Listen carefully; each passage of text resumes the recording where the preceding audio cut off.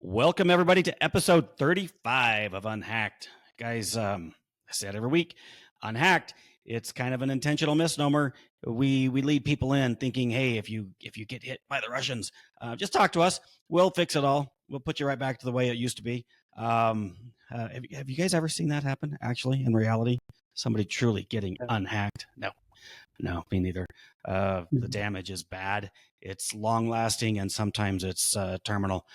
We don't like to talk about that, but we are here really to prevent it. We're here to make sure people do not get hacked in the first place, because that's really the only way you can get unhacked, is to just, never go there.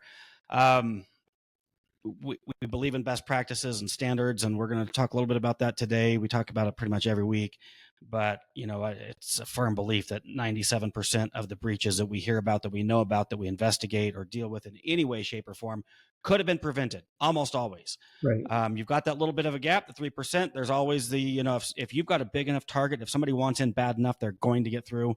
And that's where policies, procedures, and insurance come into play. So that's what this podcast is all about. Week after week, we're just here to empower business owners, because listen, we're all overworked, we're overwhelmed. This is one thing that we don't really want to have to deal with, but I mean, this can be life or death. So real quick funny story. So I've got my good friend Leanna, who goes back and listens to all these episodes, and she pulls clips out, right? I've told you guys about that. Yeah. We push that out to social media, and it's hard because as an IT guy, like, I don't know about you guys, but I get kind of bored with this stuff because we do it all day, every day. We talk about it. It's like, this isn't new. It's just everybody knows this stuff. Well, she starts asking me about, like, hey, are you guys doing, are we doing this for our clients? Are we doing that for our clients? I'm like, yeah. Why do you ask? I don't know. I just learned it on the podcast. I didn't know anything about that. So listen, apparently there is value for the layperson. So that's good. It was a little reassurance that I got from her this week. So, we keep doing it, and hopefully there's benefit in our listening audience. I don't know about you guys, but there is huge benefit in it for me personally. This is a very selfish endeavor for me. All right, let's do some quick introductions. I've been talking a lot, so I'm going to punt to you, Bryan, and then Mario, tell us who you are, what you do, and who do you do it for. Bryan. Excellent. I'm Bryan Lachapelle with B4 Networks, based out of beautiful Niagara Region, Ontario, Canada. And we provide computer support to businesses throughout Niagara. And the way I like to explain it is that every business tends to struggle with dealing with technology, and there's headaches that come with having technology. We make those headaches go away. All right. Mario. Mario Zaki, CEO of Mastech IT. We are located in New Jersey, right outside New York City. I've been in business for 20 years, servicing the tri-state area. And we help people do pretty much similar things. If you have a computer, we'll protect you and give you an outstanding service while we're doing it. And recent winner of Better Your Best nationwide competition, Mario came out number 1. Guys, we are sitting here in the presence of royalty. Mario, royalty. Always good to have you here. Thank you. And Bryan as well.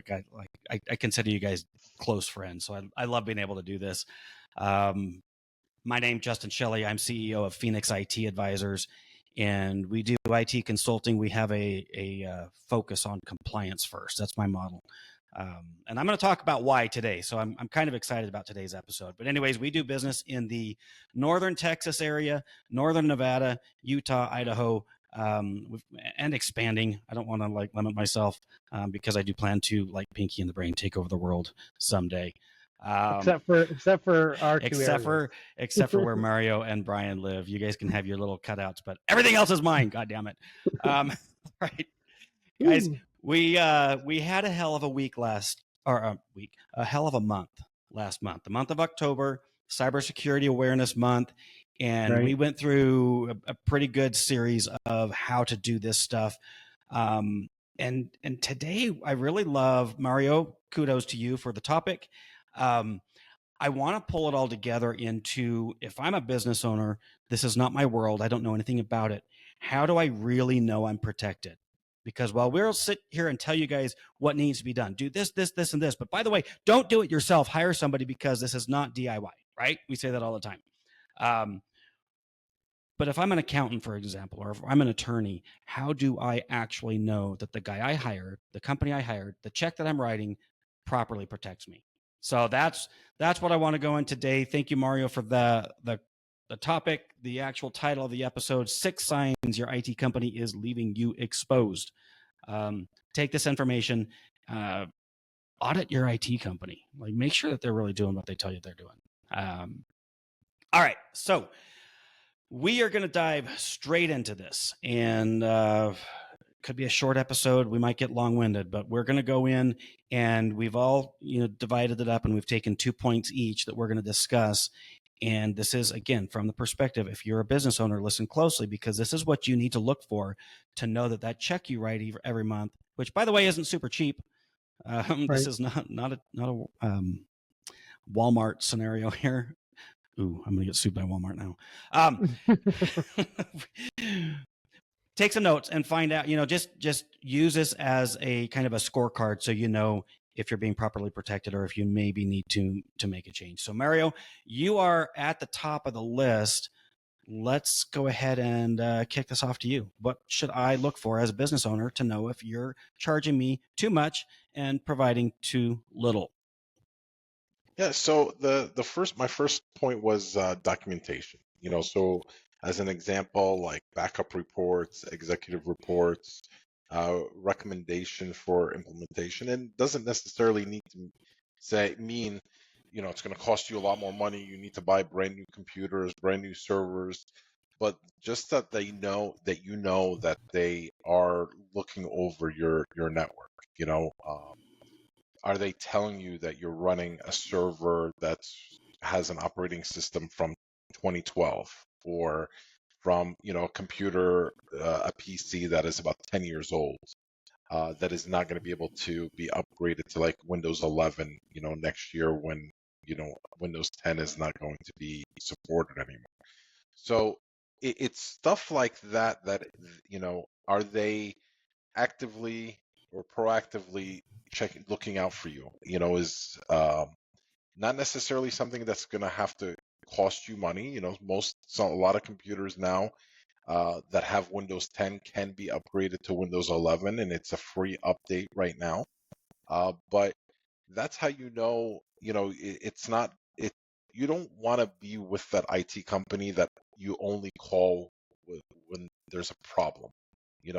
Yeah, in our world, like, no news is good news, but you have to also let them know that, listen, this is what you're paying us for. This is what we're doing. We are always going to give you recommendations, or at least at minimum say, here's a report letting you know what, your shit is up, is up to par. You're good. If there's anything beyond this you want, we can talk about it. But we onboarded a customer a few weeks ago, and they had 3 servers. They're all running server 2012. Their firewall had 3 RDP ports open right through, going right to the desktops. So And server 2012 is pretty good, right? yeah, Because when I bought this, and again, I'm playing your business owner that you're talking to. When I bought my server, I paid like $20,000 for it. It's only been a few years. So are you telling me that's a problem? Well, actually, in their situation, their actual physical server was only about a year old. But what they kept doing is taking that virtual servers that were That's on easy. there and just transfer it over, and they're like, okay, you're done. Give us $20,000 for the server. They didn't actually keep up with that stuff. Yikes. Meanwhile, the reason they came to us is, guess what? They lost $150,000 in a breach. Damn.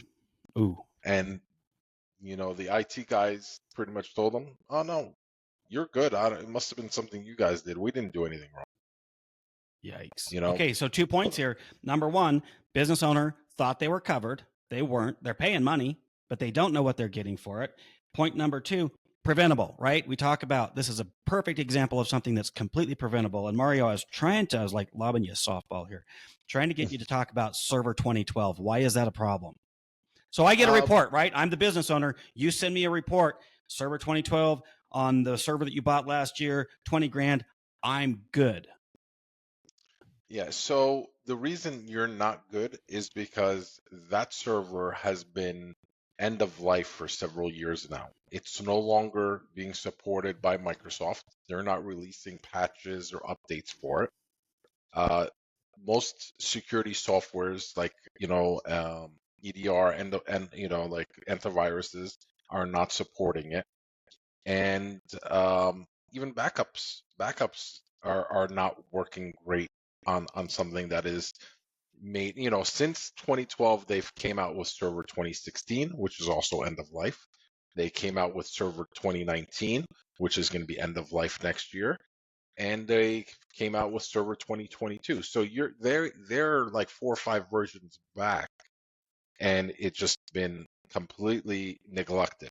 Yep. So they need to at least at minimum tell you, like, listen, this is what you're running. Like when we provide executive reports, it tells them right there if they're running any outdated operating systems. Okay. So my point is that they need to, like when we met with this company, we actually asked them, like, where's the backup reports that you're getting? Where is any type of information that they telling you about, what you need to do? Like we haven't received anything in, X amount of years. So I'm going to guess that if they're not getting any reports, they're not getting the documentation, they're probably also not having regular conversations. Is that a fair assumption? Yeah, those usually go hand in hand. So, okay. Yeah. Because and I'm pressing because trying to put myself in the seat of a business owner who isn't focused in technology. I can get documentation, but I don't always know what it means. And you're saying it, but I just want to emphasize the point that you need to understand this stuff, because I'll be honest, I get paperwork, and this is a completely, just unrelated example from my insurance company, like health insurance. I'll get something in the mail that says, this is not a bill. Fucking throw it away. Like I don't know what it says. It's 30 pages of stuff that I don't understand. So I just throw it away. They're going to duke it out. I don't know. Right. So, you know what the thing is, and I've had conversations for years, and almost not every time, but a lot of proposals that we do, and they look at like what we're providing, and prices like, oh my God, this is significantly more than what I'm paying now. People sometimes have that mentality is, I'm paying for help desk. If I can't print, I want to be able to call you. Okay. Yes, we do that. But if it's only, we do that because we do all the other stuff so well that we could include that because we're confident with what we do. We know we're going to do it right.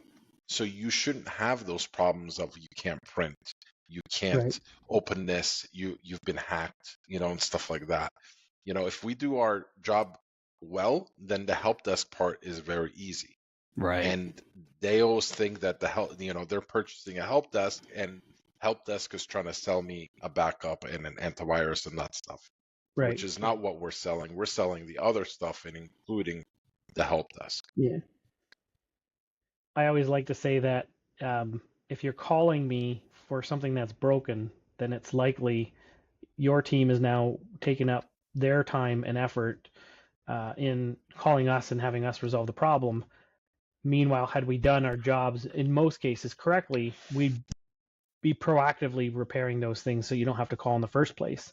And so my sign of success in my company anyway, and I would imagine it's the same for you guys, is that the client hardly ever has to call anymore. If they hardly have to call anymore, then I know I'm doing my job right.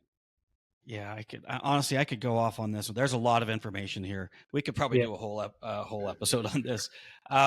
Okay, so Mario, documentation, communication, understanding, just basically knowing what's going on, right?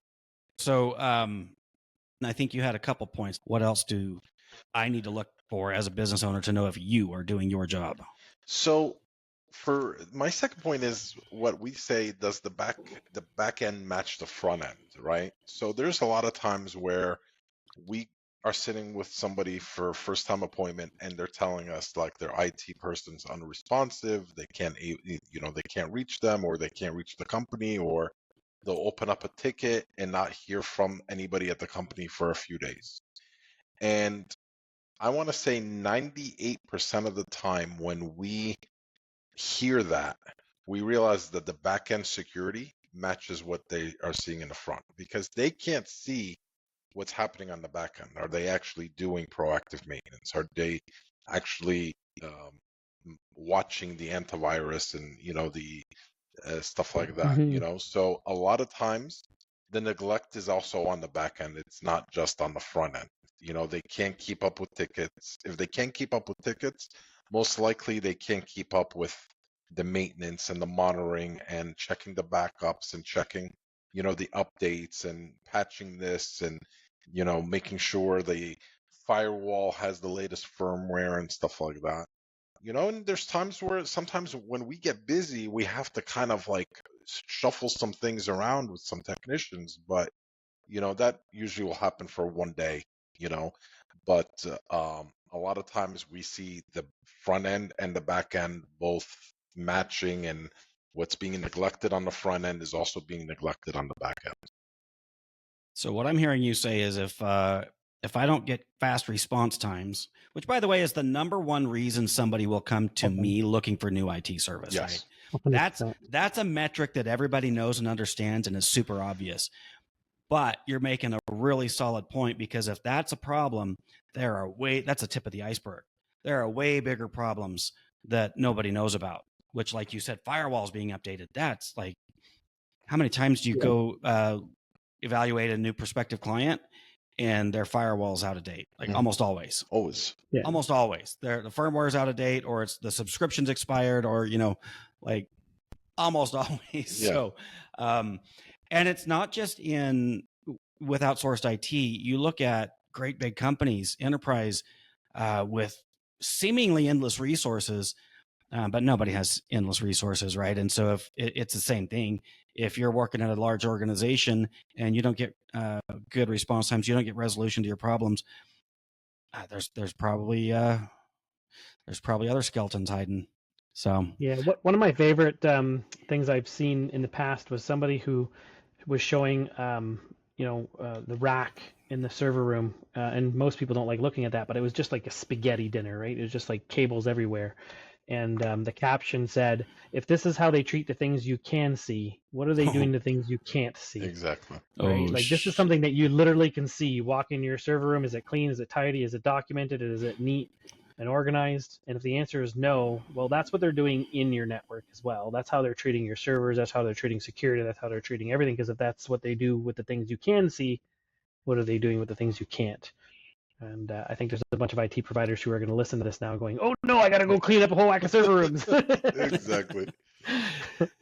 Well, I'll tell you what I am doing, Brian, and I will admit this over and over, that I primary benefit for me in doing these podcasts is my own self-improvement. And right. While I don't have a bunch of closets that I feel I need to go clean up right now, I am going to add this to my internal standards, because we have both public standards or framework standards, but then we have internal stuff that I do want this to be inspected on a regular basis. So I'm actually going to improve myself 1% as we speak. So excellent.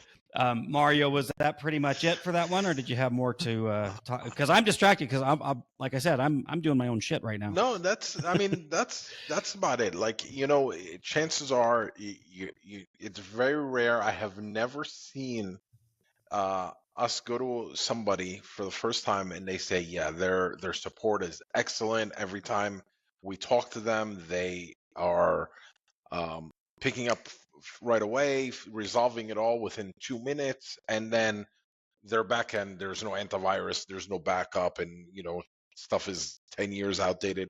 They usually they go hand in hand. It's very rare where they're very good with support, very good with answering everything, very good with resolving everything, and then everything shits the bed in the background. I've never seen that. Usually it's either they're both really good or both really bad.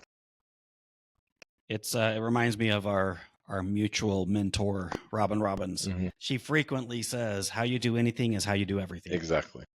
And that's what I'm hearing you say right now. Exactly. So All right. Good points. These are solid points, Mario. So Brian, let's go ahead and pass the ball to you, and let's see if you can beat Mario's points in his hint.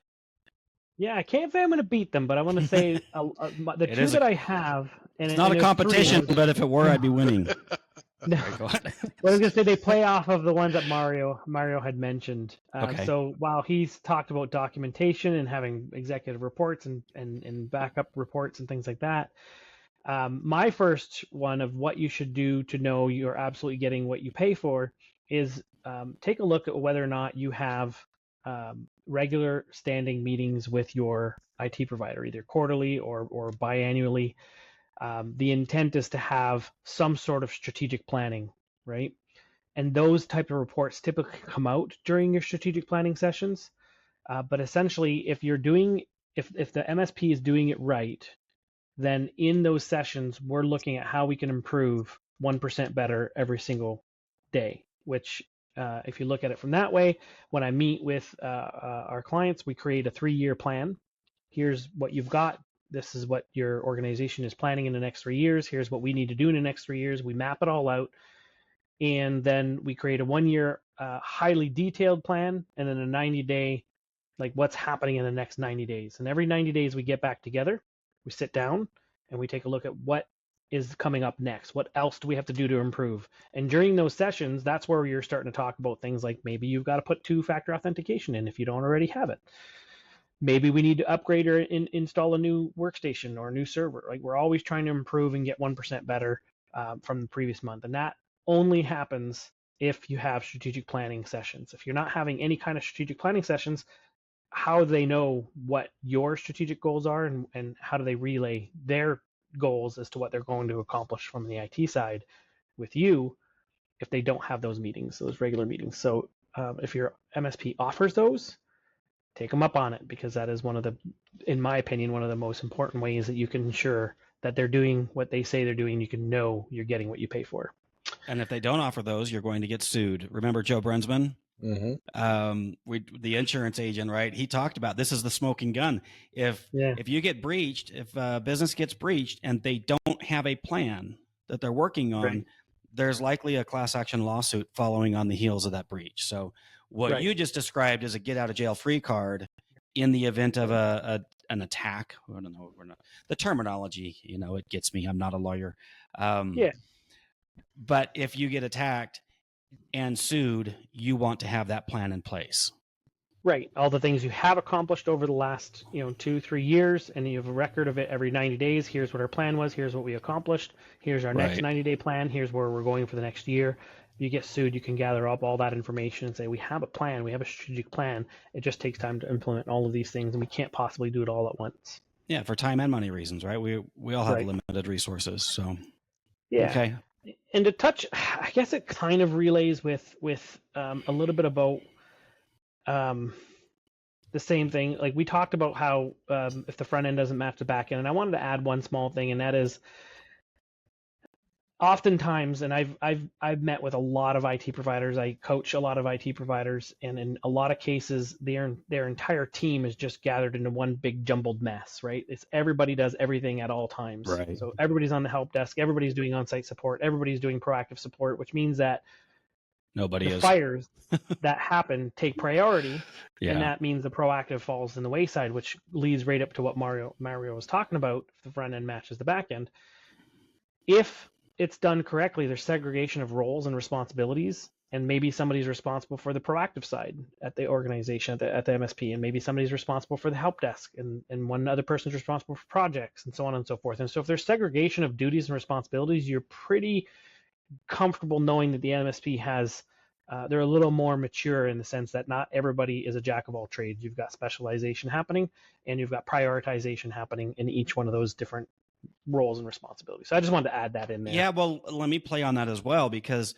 there are cases where we do have to wear multiple hats. I mean, that's just life, right? So if there can't be segregation in people, like an FTE, full-time equivalent employee, and you have to divide your attention, then and you may have already mentioned this, but like that's where metrics come into play.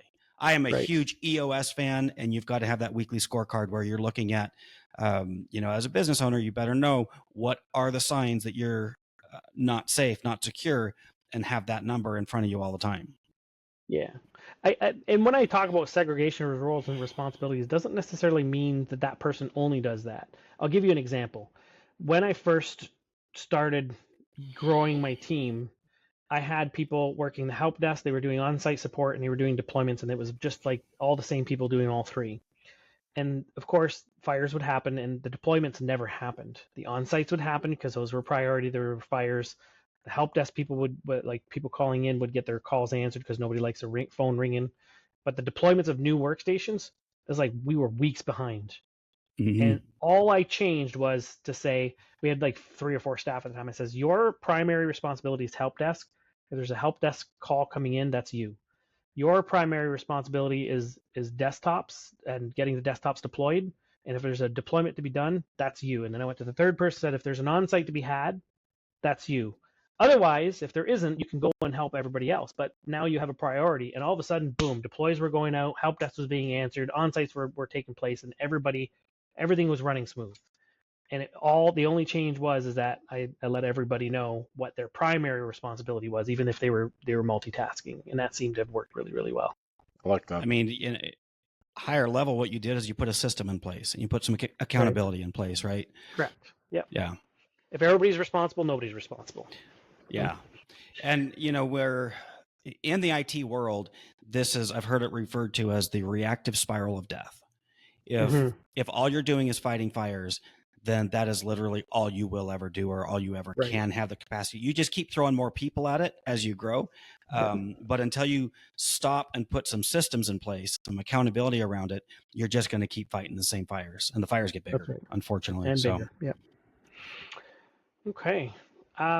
So beyond that, the other one I was struggling between two of them for my second one, and I think I'm going to go with having a third-party vulnerability scan. And I say that because as much as you want to trust the person who's handling your IT, second opinion is always a good thing to have. Now, good managed service providers will have a third party that they work with, that they will get them to run a vulnerability scan separate and then bring that report unchanged to you. If you don't have that, then you could contract a second MSP or second IT provider to give you like a biannual or a quarterly vulnerability scan. But the idea is have a third-party vulnerability scan in one way, shape, or form, and that will give an unbiased report as to where they're at from a security point of view. And I went with this one because the other one was metrics. But being that this is a security podcast, I felt like the third-party vulnerability scan made more sense to know you're getting what you're paying for. Have that second vulnerability scan done or that third-party vulnerability scan done at least quarterly, I'd say. And it doesn't, like I said, you could use your current IT provider as long as they're dealing with a third party, or you can contract your own third party to just look over the shoulder. I like to use what is the phrase? Not having the fox watch the hen house, right? Yeah. So, yeah. All right. I guess that does that put me on deck here? Puts you on deck, sir. Not on deck. We're at the okay. So again, Mario, I love that when you first, I've got to admit, when you first threw this topic out, I'm like, this just sounds like a shameless self-promotion. But then the more I got into this, the more passionate I became about it, because here's the reality. Yes, of course, I want everybody to do business with me. In fact, here's what I was going to say was top 6 ways to know your IT company is leaving you exposed. Number 1, look at the invoice. Does it say Phoenix IT Advisors? If not, you're being exposed. But then that wouldn't be very fair to you guys. So then I'm like, okay, well, I'll just put up some fine print. We can also include B4 Networks. We can include Mastech. But okay, so jokes aside, and this is just straight up me being who I am. My number 1 company core value is we take care of our own. I have a genuine interest in the people I associate with. If I've got a client who gets hit, that's personal to me. I lose sleep over this. I have bad dreams about it. I wake up in cold sweats. I'm like, oh shit, did this happen? Did that happen? So it's not just that I want to grow my business, which I do, but I genuinely want businesses to be protected. I really want this to be something that you can take to your IT company and stay with them. I don't care, stay with them, but make sure that you are getting what you pay for. Make sure that you are properly protected. And for me, a key part of that is that we are all on the same page. We have agreed upon standards because we talk week after week about these industry standards, best practices, whatever. Okay, so with that background, I'm scrolling Reddit as I love to do in my spare time, and I came upon this post. So I'm gonna read this word for word, and this is from an IT provider, an IT company, the owner of a business. A prospect asked for a list of the quote best practices I would be applying. This got me laughing. I'm like, the fuck? You're okay. Then thinking. So this got me laughing, then thinking, where do I get my best practices from? What are they? This has been bothering me as I start with my coffee. 30 plus years of experience in the industry, and I doubt my list and your list are the same, though they should have overlap if they're truly best practices, right? Time to dissect this one and look at the policies in my RMM for my own comfort. It's been a while since I compared these. So many things I want to say about this, guys. Number one, RMM. Are you shitting me right now? That's where you're getting your best practices from, your RMM. Are we even talking the same language here? Bryan, what's an RMM? Remote monitoring and management system. It's essentially the tool we use to connect to your computers, manage your computers, push out updates, scripts, but there's no policies, there's no best practices in there. No. It's whatever we program in. And maybe that's what he's talking about, to check what he's programming. I don't know. But I'll tell you what, 30 years in this industry, and he's scratching his head and is like, I don't know. What are my standards? Jesus Christ. I'm not entirely surprised, though, Justin, honestly, right? Like, you have to remember, our industry is unregulated. We don't have, a ferry, an association ferry that says, here's what you should do, and here's how you should do it. Right, like accountants are regulated, plumbers are regulated, hairdressing companies are regulated. They like, here's what you have to do and how you have to do it. IT, not a chance. I mean, we're not really that important. We don't impact national security. We don't keep businesses alive. We don't, we really. Why would we be regulated? It doesn't. Yeah, it doesn't make sense. Now we have organizations that put out standard practices, but there's no agreed upon standard, and that's to market myself as an IT provider, as a cybersecurity expert. I don't have to do anything. That's true. I can't do that as a register as a business in your local area.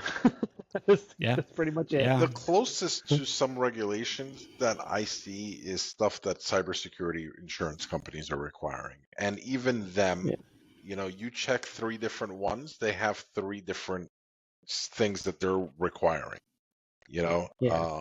but that's the closest to, and the whole thing, regulation. And it's not regulation. I'm saying this is like the closest, and that's not even, cybersecurity insurance is technically optional, like you don't even need to do any of that stuff, but that's the closest to what I see. So this is horrifying to me if I'm putting myself in the shoes of a business owner. If a 30-year veteran IT company doesn't know what his best practices and his security standards are, how in the hell do I, as a business owner, vet this guy? Right. So that was terrifying. And then, so the very first comment, and you guys know how Reddit works, right? The top comment is the one that's been upvoted the most. And this is in a forum of IT company owners, and the most updated or upvoted comment was, are you guys ready for it? You don't tell them in specifics. That was his advice, because a prospect saying, what are your standards? And the most upvoted comment from IT companies is, don't tell them. Oh my God. Are you shitting me? Oh man. Guys, this is our industry. This is our industry.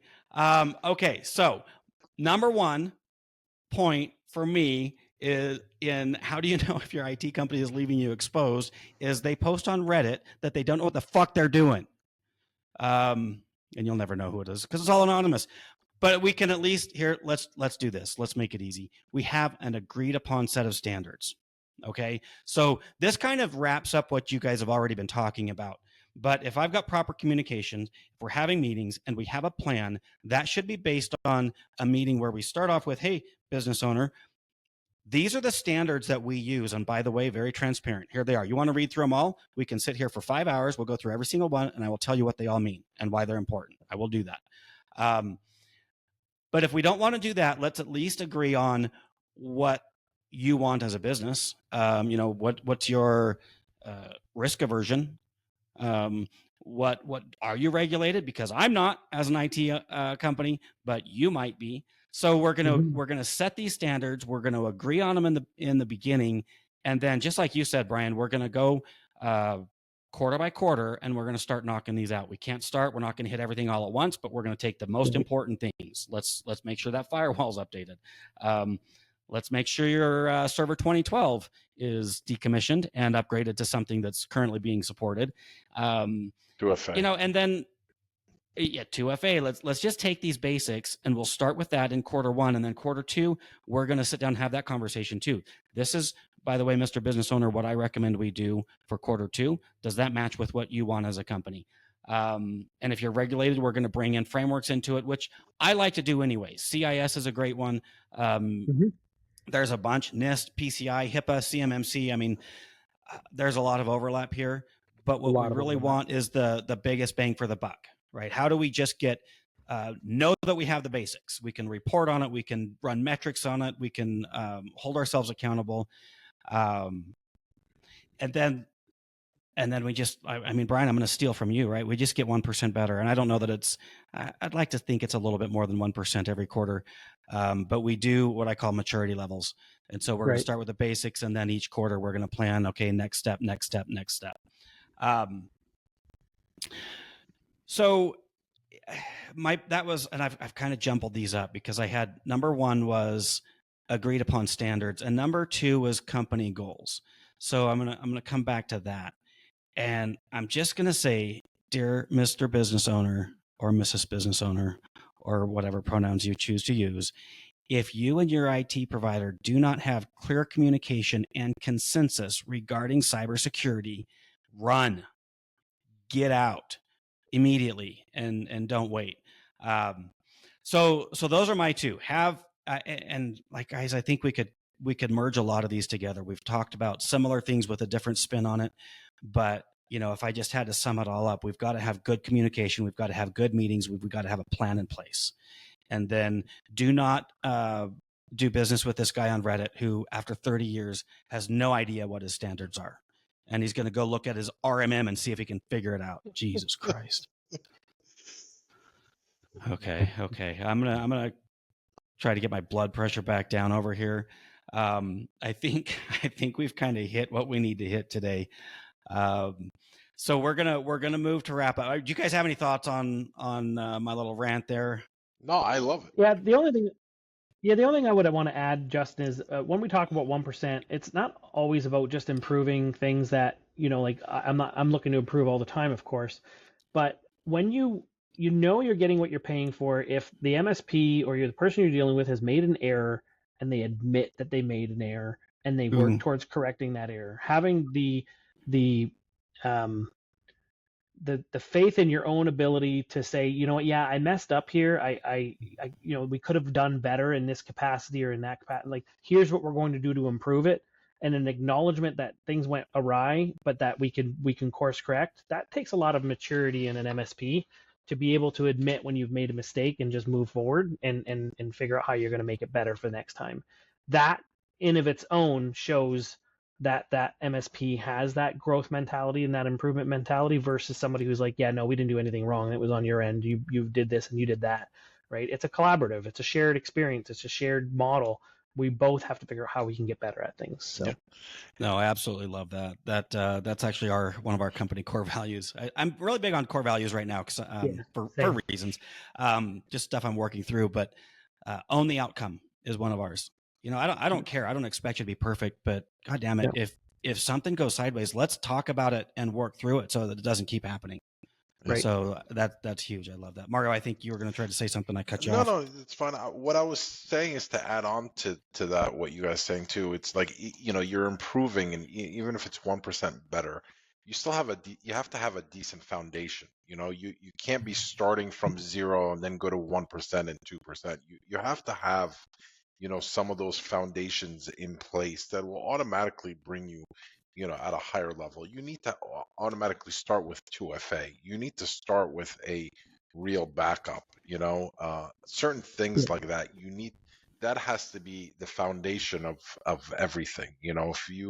If you're not currently getting any of that, then you really have no foundation, and or a very weak foundation. And a weak foundation in anything is going to collapse. It's a matter of time where it just collapses. So you need to have a solid base and build upon that. Get 1-2% better. Improving on this, adding this. Stuff like that. That's what I think. A real partner. Not necessarily a customer or a vendor. A partner needs to have back and forth and discussions about. All right, guys, listen. I think I've said more than I needed to already. So, again, dear Mr. Business Owner, Mrs. Business Owner, this is hugely important, and it's a little bit risky because, as we've said, and we've today, and we've said before, the IT world's unregulated, and that's just a terrible position that it puts a lot of people in. So if your gut's telling you, honestly, if you're listening to this episode with questions or concerns, that's probably all you really need to know. If you even have to ask, if you even have to question, probably it's time to make a move. So, guys, let's wrap up. If you have any final thoughts, key takeaways, or just a quick sign off, we'll go ahead and do those quick, and then we're gonna pull the plug and start prepping feverishly for next week's episode. Mario, go ahead and take it away. I mean, I know you're going to say this anyway, and just like every week we offer our assessment, but I think this week it fits best, just like what you said. If you have any doubts, reach out to us. We will be able to tell you. Like, we have our own checklists, and we say, this is what you should be getting, this is what you have, or this is what you don't have. So if you're not sure, reach out to us, and any of us three, and we will sit there and tell you if this is what you have. The foundation, is your foundation steady or not, or could it collapse at any time? Again, no obligation. Right. Yep. Bryan? Well, for me, it is the encouragement of, or my what I'm trying to accomplish is encourage business owners to start the journey. If you don't currently have anything in place for cybersecurity and/or IT, start the journey, make the phone call, meet with one of us, have us do an assessment, and we'll give you basically a recipe book on the things that you can do. Even if you decide not to partner with us, here's the 4 or 5 things you can do right now to improve your posture where you're at now. And if you do want to work with us, great. We'll start the journey together. I will be your guide. You will be the hero in the story, and I will make sure that we get you from point A to point B as quickly and safely as possible. Nice little story brand plug there. I love it. All right. Thank you, guys. Always a pleasure. I'm going to sign off with just one thought, which is hire slow, fire fast. Right. This is common conventional wisdom in the HR world. If you even think, if your check engine light's on, if your spidey senses are tingling, something's off a little bit, start that process now so that you can slowly work through and vet a good IT company. And then if things are bad and they're bad, you've got to pull the ripcord and you've got to get out of there. Because if you get hit, like we've said before, you cannot get unhacked. So with that, we are going to sign off, guys. Visit us at unhacked.live for all of our social media links, all of our episode recordings. You can subscribe on Spotify, Apple Podcasts, and wherever the hell else you listen to podcasts. With that, guys, I'm going to say goodbye. We'll see you next week. Bryan, Mario, thanks for being here. Take care, guys. Take care.